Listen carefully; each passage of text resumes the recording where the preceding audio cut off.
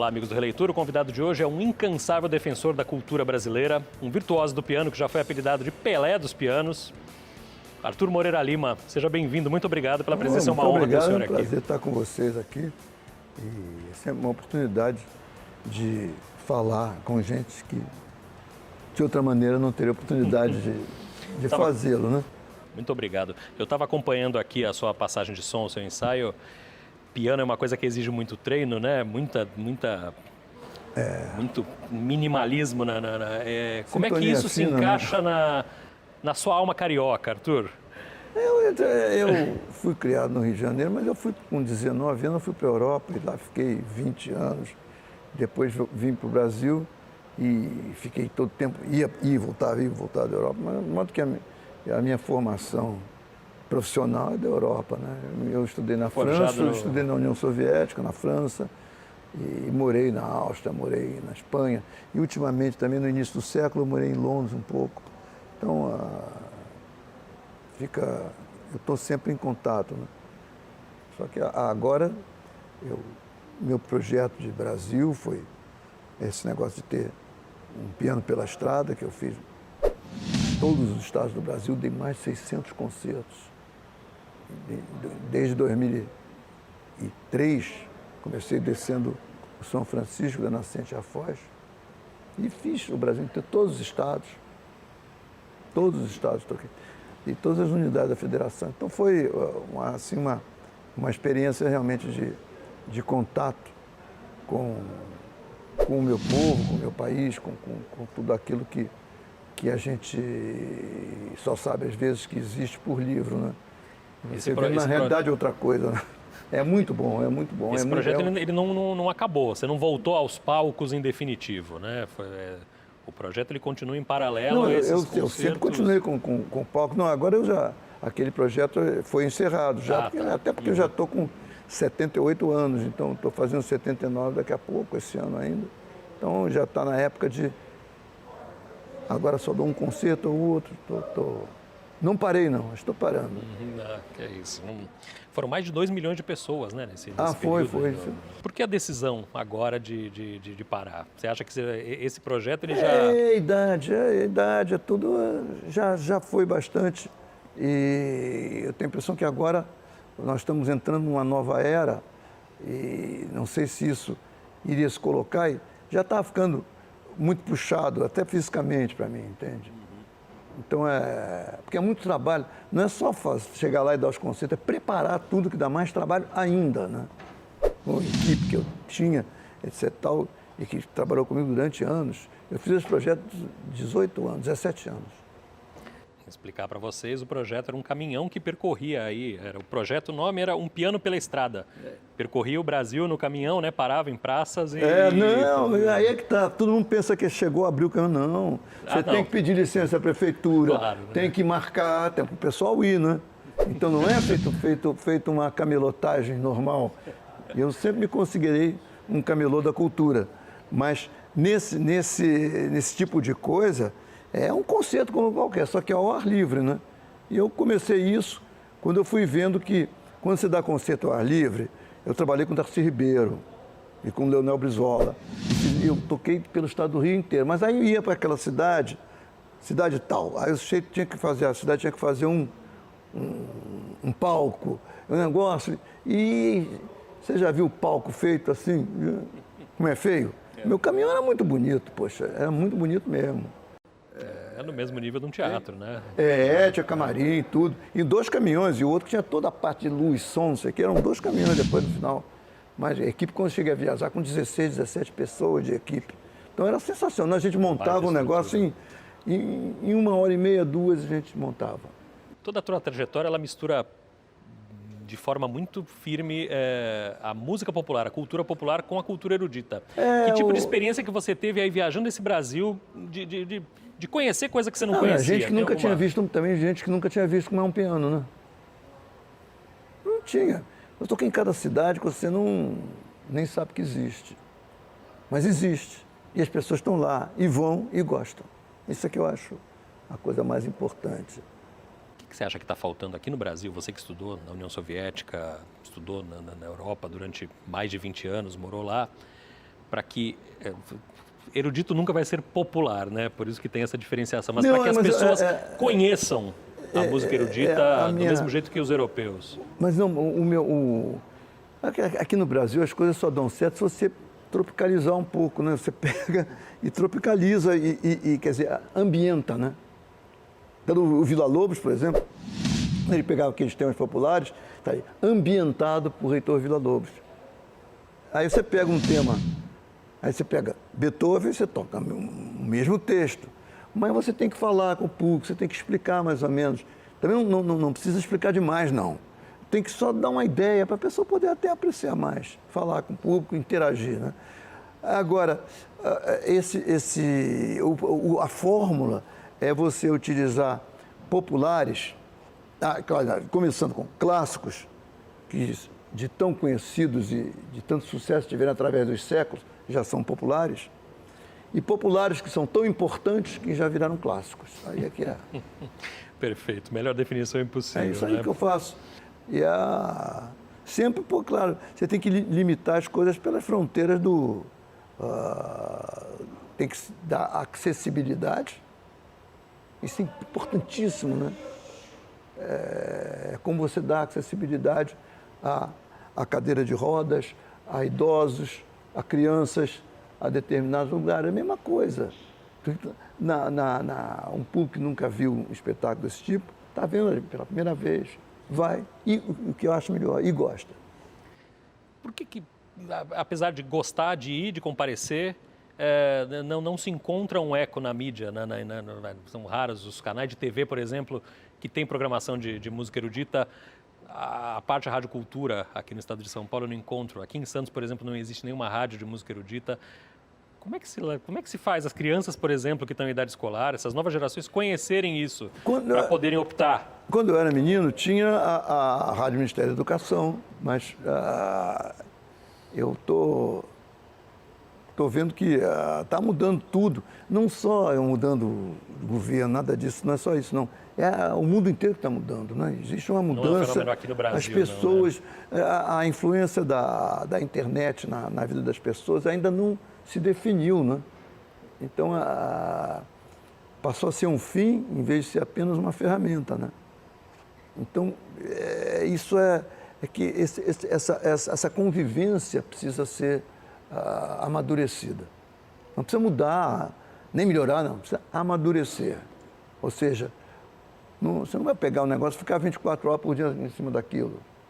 Por exemplo, você já experimentou ficar um dia sem celular, como você vai ser feliz?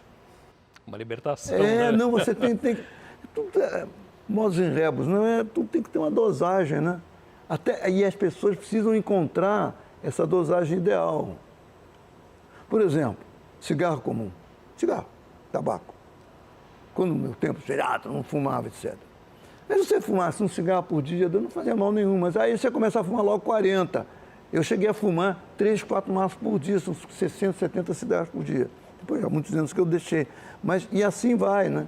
Eu acho que então, você ficar um pouquinho na internet, se informar, usar, e não você ficar escravo daquilo. Isso aqui é difícil, isso, viu? É difícil você conseguir o balanço entre até onde ela te é útil e até onde ela começa a atrapalhar a sua vida. É paradoxal como agora as pessoas têm mais acesso à informação, têm mais acesso à música erudita, porque pode ali por um desses serviços de streaming achar suas obras, e ao mesmo tempo elas procuram... Mas é num contexto assim... Elas estão cada vez mais cristalizadas naquilo que elas já gostam, né? Eu não... Inclusive agora, eu devido à minha idade, já sou encaminhando assim para... Já estou na idade provecta, né?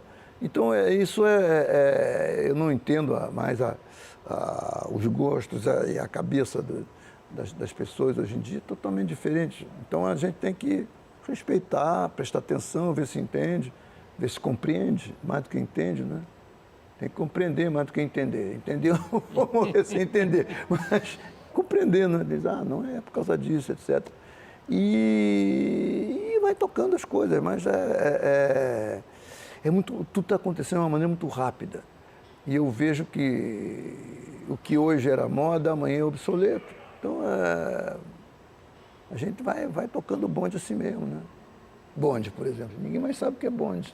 Aqui em Santos tem uma cultura de bonde Aqui ainda. tem, exatamente, por causa do Tem até o poço. Museu do Bonde aqui em Santos.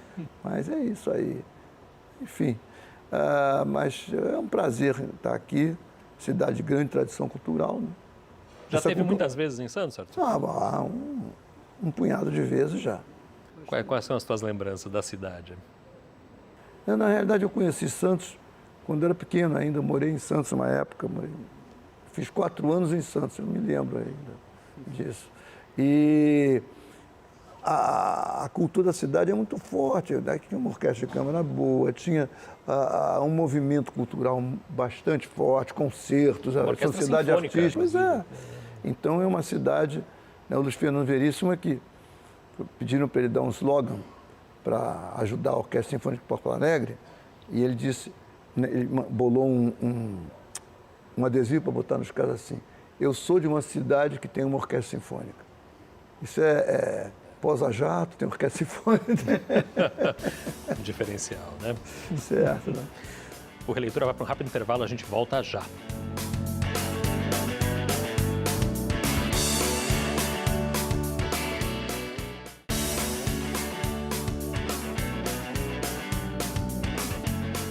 O Releitura está de volta. A gente hoje conversa com Arthur Moreira Lima, pianista.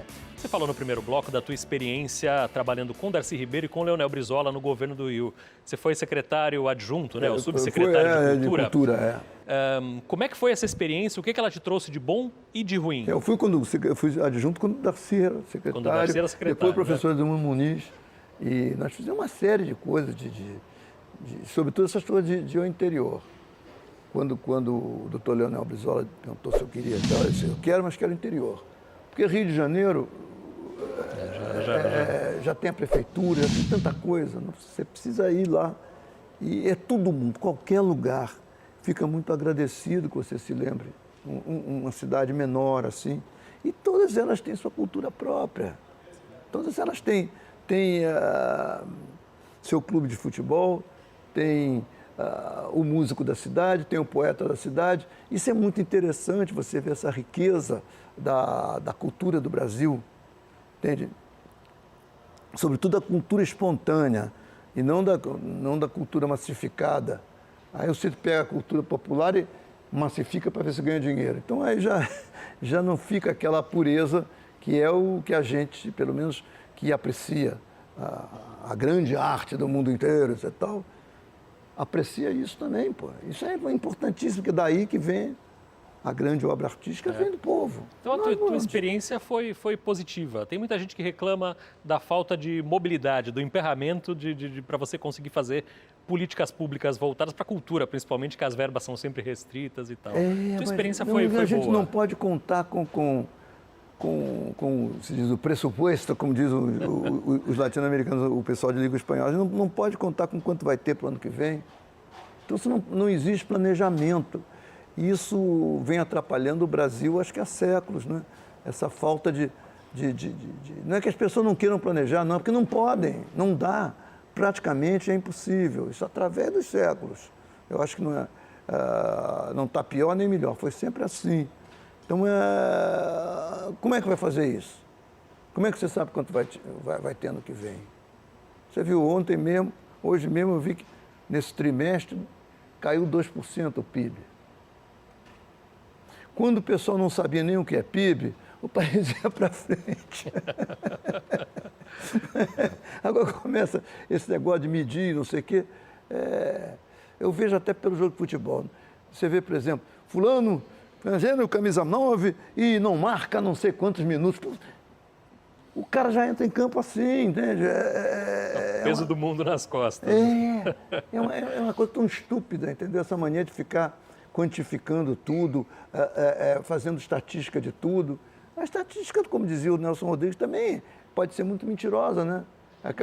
Fulano se afogou num riacho de profundidade média de 50 centímetros. Pô, é isso. Verdade. Queria que você contasse um pouquinho do teu início com o piano, da tua relação com o piano. Você começou bem cedo, né? Com 6 anos. Com 9 anos você já estava tocando Mozart em público. Comecei, eu nunca...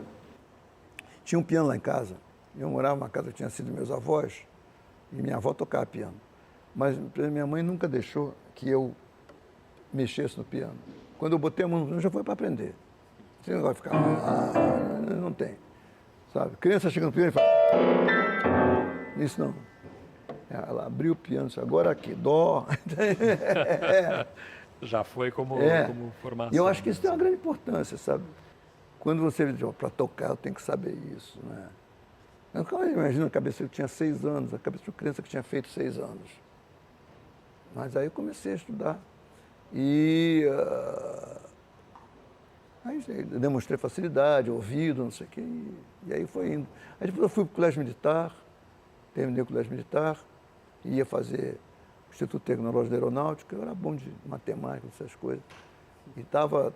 Música e matemática tem muita relação, a ver com música, né? música tem.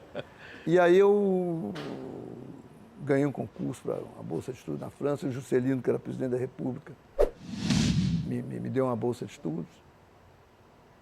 Eu tinha 16, tinha 17 anos, estava tocando um concurso internacional no Rio de Janeiro, vi pianistas já feitos do mundo inteiro, eu era aluno do colégio militar, eu tocava direitinho, tocava bem. E já tinha ganho um concurso para uma bolsa de estudo na França, mas aí o Juscelino foi ao concerto, captaram no Rio. Ele chegou, eu fui acho que o primeiro a tocar esse dia, ou o segundo. Ele foi o primeiro a tocar agora. E ele chegou num camarote do presidente, eu estava tocando, eu com orquestra. Eram 12 finalistas, e eu fui um deles. Até acho que talvez não merecesse, mas me puseram na final, não sei o que carregar, porque somos coisas, uma sorte que eu tive.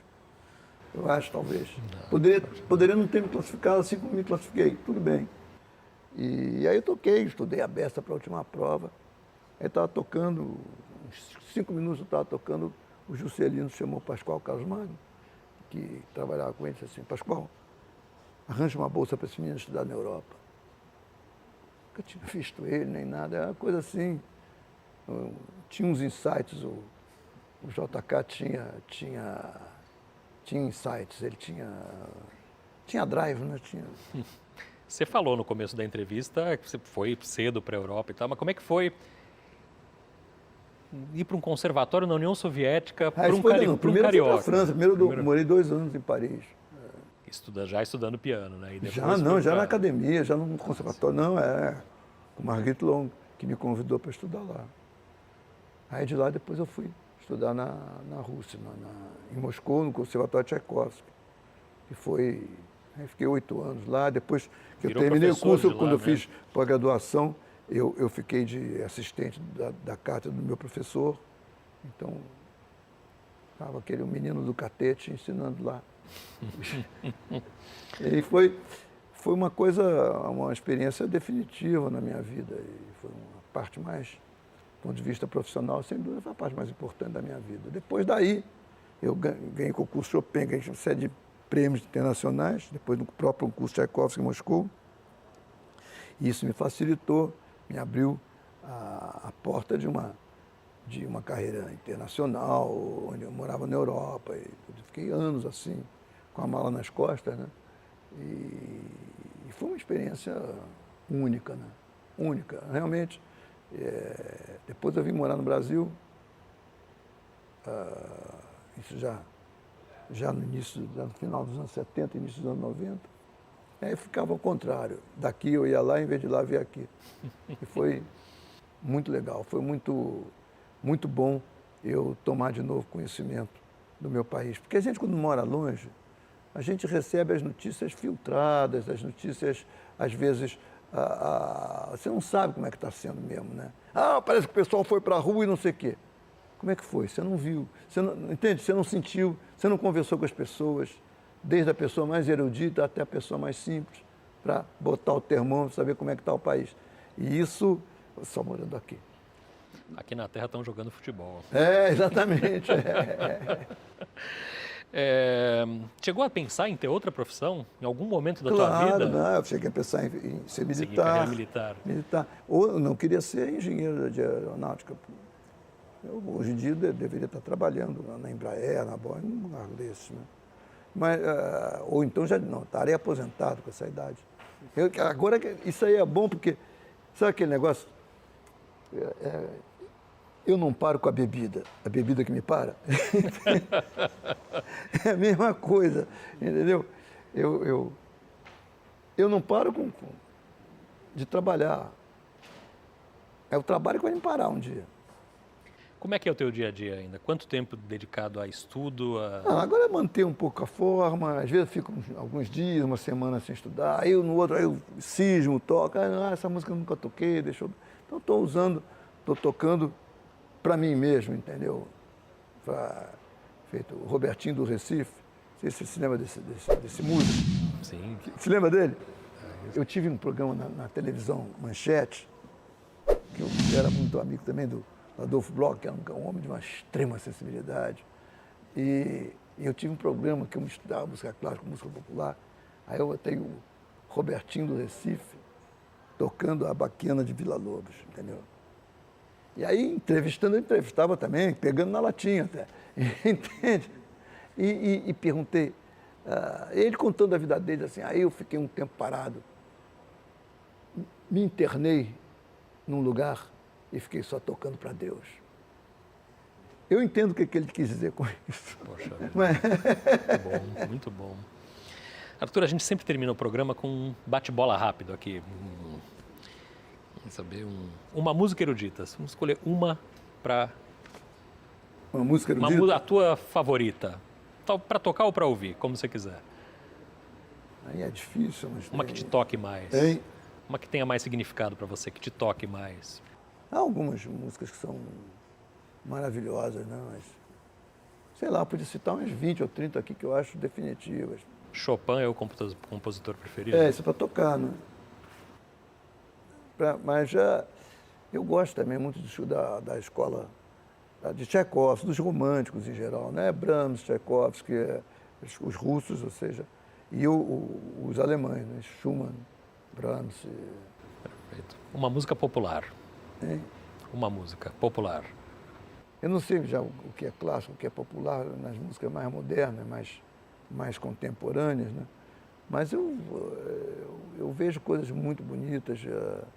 Tem coisas que são realmente definitivas, né? Por exemplo, a piano, a Sonata de Liszt é uma peça perfeita. Das que eu mais tive prazer em tocar, ainda toco hoje em dia. Mas, então, e música popular, aí, então, se outro dia eu vi um filme desse de televisão, dos anos 50, e as músicas que tocavam, tudo aquelas músicas da minha juventude, né? Coisas lindas, aquelas músicas americanas da época, né? Das quais você tira uma pureza,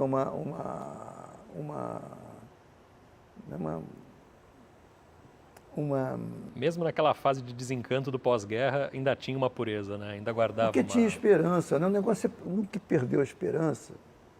Aí foi para o vinagre, né? Porque você não pode perder a esperança. É um ditado, é venezuelano até esse ditado, que diz que para ser feliz você precisa ter, 1, onde viver. 2, o que fazer. 3, o que comer. E um amor e um pouquinho de esperança. Quando acaba isso, aí pode botar no ferro velho, porque já não dá mais nada. Não vende mais na Feira do Alto. É incrível como a esperança é que toca as pessoas, né? O Brasil está nesse período de desesperança. Como é que não vai? Vai superar, sim. Nada é maior do que a vontade humana. Mas nós estamos atravessando um período dificílimo. E quem não atravessou já na vida? Então é ir tocando, entendeu? Eu duplamente, tocando a vida e tocando piano, mas... Perfeito. E eu queria terminar pedindo para você tocar um pouquinho, para a gente encerrar aqui. Já que estamos aqui na frente do piano, pode ser? Mas eu comi tão pouco. Você conhece a história que o Chopin foi a um jantar, né? Aí a dona da condessa lá, a dona da casa, chegou e disse assim, eu queria que o senhor tocasse isso, mas eu comi tão pouco. Perfeito. Tocar o quê? Quanto tempo? Não, um minutinho, é só para a gente encerrar. Um minutinho? Deixa eu ver. É muito pouco. Amigos do Leitura, Arthur Moreira Lima, convidado de hoje, muito obrigado, Obrigado a por você. receber a gente Muito obrigado a todos. e até a semana que vem. Tchau.